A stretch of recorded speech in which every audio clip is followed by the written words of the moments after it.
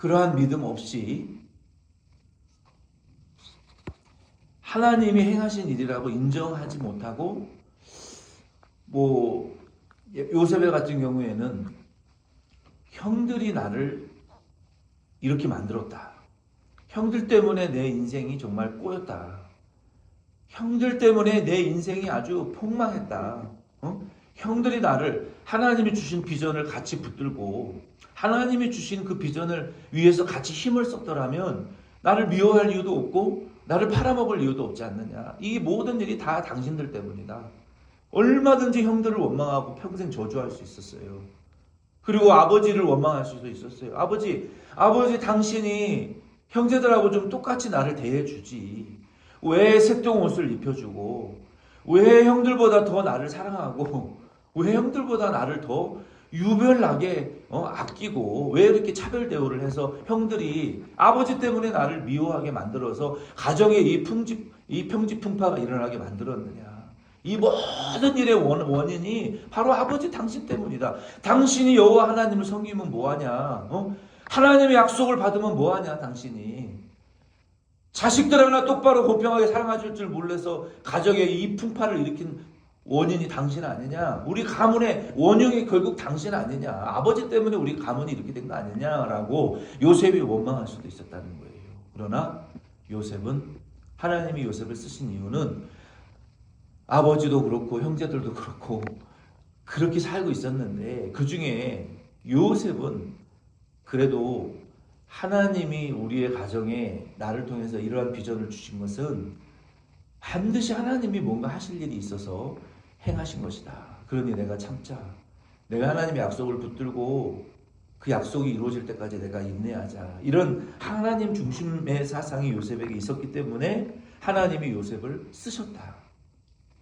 그래서 형제들을 만났을 때에도 하나님이 행하신 일입니다. 하나님이 우리 가정의 흉년과 애굽과 주변 나라들을 구원하기 위하여 하나님이 여러분을 통해서 나를 애굽에 먼저 보내셨습니다라고 요셉이 말하는 것을 보면 그의 믿음이 정말로 위대한 것이죠. 그리고 그가 감옥에 갇혔을 때에도 보디발의 감옥에 갇혔을 때에도 꿈을 해석하는 것은 하나님에게 있습니다.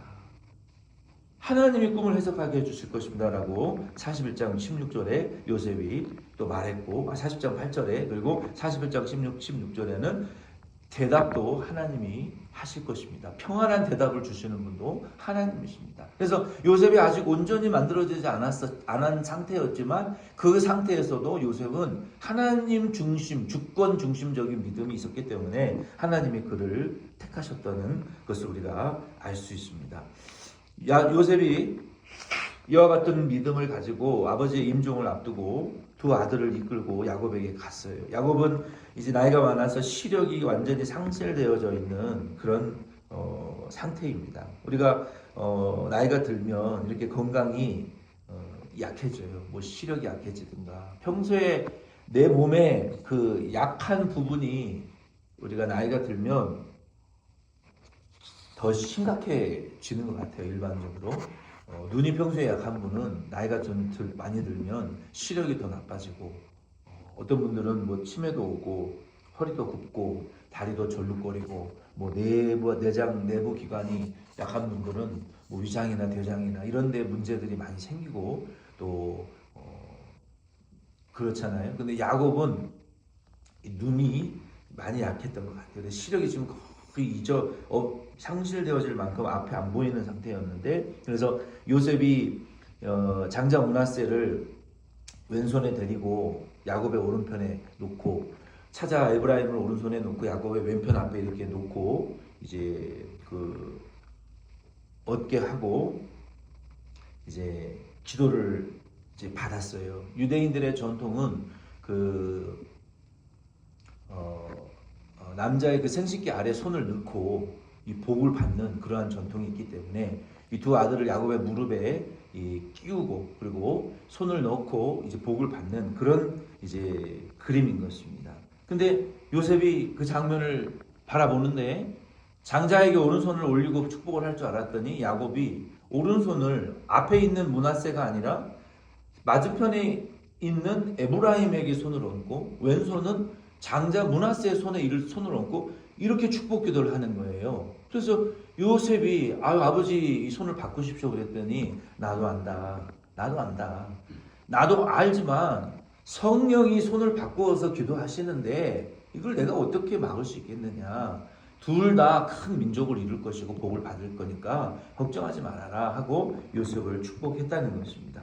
그 아들들을 축복하면서 요셉을 축복을 했습니다. 이게 하나님이 하시는 일은 그러니까 뭐 인생이 태어난 순서대로 죽는 것도 아니고 내가 욕심으로 추구한다고 하나님 뜻도 이루어지는 것도 아니고 하나님 뜻대로 모든 게 되는 거예요. 그러면 우리가 뭐 열심히 기도할 필요도 없고 열심히 살 필요도 없지 않느냐? 그렇지 않아요. 하나님은 당신의 뜻대로 행하시지만 그 중에 요셉과 같이 하나님 중심으로 주권을 믿고 가는 사람을 가장 유능하게 사용하시고 나머지는 하나님 뜻대로 다 된다. 그리고 하나님의 주권대로 된다라는 그런 우리가 인생의 해석을 가지고 이제 살아야 되는 거예요. 그래서 요셉이 이러한 광경을 이제 바라보면서 그 요셉이 아버지의 인생을 회상을 해야 하지 않았겠어요? 아버지 당신도 에서와 축복권이 바뀌지 않았느냐. 그러면서 그 축복이 나에게도 그대로 이루어지는구나. 그러니까 이게 하나님의 이 유머러스한 부분이 이런 부분에 있는 거예요. 영적으로 야곱이 형의 축복권을 뺏은 것이 아니라 때가 되면 하나님 주실 것이 확실한데 인간적인 방법과 수단으로 먼저 뺏었잖아요. 그걸로 인해서 엄청난 연단을 받았잖아요. 근데 자신이 축복을 할 때도 마찬가지로 장자와 차자의 축복을 맞바꾸어서 하는 축복권을 야곱은 받은 거예요. 그러니까 하나님은 반드시 주신 은사대로 사람을 사용하시는 것 같아요. 내가 받은 대로 축복을 하는데 중요한 것은 15절로 16절 말씀해 보니까 그리고 21절로 22절에 말씀해 보면은 야곱이 자신의 이제 승리로 얻은 성읍에 대한 언급을 하면서 너희는 담대히 반드시 하나님 함께 하실 거니까 가나안으로 돌아가야 된다. 거기 하나님 약속이 있으니까 돌아가라라고 예언을 하고 이제 지도를 마치는데 야곱이 이스라엘이 에브라임과 므낫세를 축복할 때 15절로 16절 말씀해 보면은 자기의 인생에 경험한 하나님을 세 가지로 요약해서 축복을 하고 있어요. 그것이 어쩌면 우리가 이 세상을 마칠 때, 우리가 죽을 때도 이러한 모습으로 죽으면 하나님 앞에 참 복될 것 같아요. 야곱이 자녀들을 위해서 축복을 할 때 세 가지로 하나님을 이야기를 하고 축복을 합니다. 첫째는 자기가 경험한 하나님의 은혜를 총동원하여 축복을 하는데 오늘 앞서서 우리가 기도에도 얘기를 했던 것처럼 첫 번째는 15절로 16절에 야곱은 하나님과 함께 내가 하나님을 평생에 섬길 수 있게 하신 하나님의 이름으로 손자들을 축복을 했어요. 15절에 보면은 하나님이 그가 요셉을 위하여 축복하여 이르되 내 조부 아브라함과 아버지 이삭이 섬기던 하나님, 이 섬겼다 할라크, 섬겼다라는 히브리어의 원어에 보면은 이 할라크라고 하는데 이거는 함께 걷다, 동행하다, 거주하다라는 의미예요. 그러니까 야곱이 지금 평생 하나님이 자기를 부르셔서 하나님과 평생 고생길을 걸어왔던 자기의 인생 가운데 환난도 말할 수 없는 고통도 당했지만 그 가운데 자기 혼자 걷지 않고 하나님의 손을 붙들고 자기가 걸어온 그 길, 자기가 걸어왔던 그 인생의 길, 베델에서, 루스에서, 또 브니엘에서, 바다나람에서 하나님과 함께 동행하며 걸어온 하나님이 역사해 주신 그 하나님을 경험하며 생각하면서 하나님의 이름으로 자녀를 축복하고 있는 거예요. 우리도 죽을 때, 이 세상을 떠날 때 자녀들에게 그 이름으로 축복하고 죽는 것은 참 복된 거예요. 두 번째 야곱이 이런 하나님의 이름으로 축복을 하고 있는 거예요. 15절에 보면은 후반절에 나의 출생으로부터 지금까지 나를 기르신 하나님. 기가 막힌 축복 아니에요. 나의 출생으로부터. 다윗은 모태에 잉태될 때부터라고 말했는데 야곱은 자기가 태어날 때부터. 왜 출생을 이야기했겠어요? 자기가 먼저 나가려고 그랬는데 에서가 나갔잖아요. 그래서 발 뒤꿈치를 붙들고 태어난 자기의 출생. 얼마나 서러움이 담겨있는 고백이에요. 먼저 태어나야 됐지만 못 태어나서 영아가 형의 발목 잡고 태어나는 영아가 어디 있어요.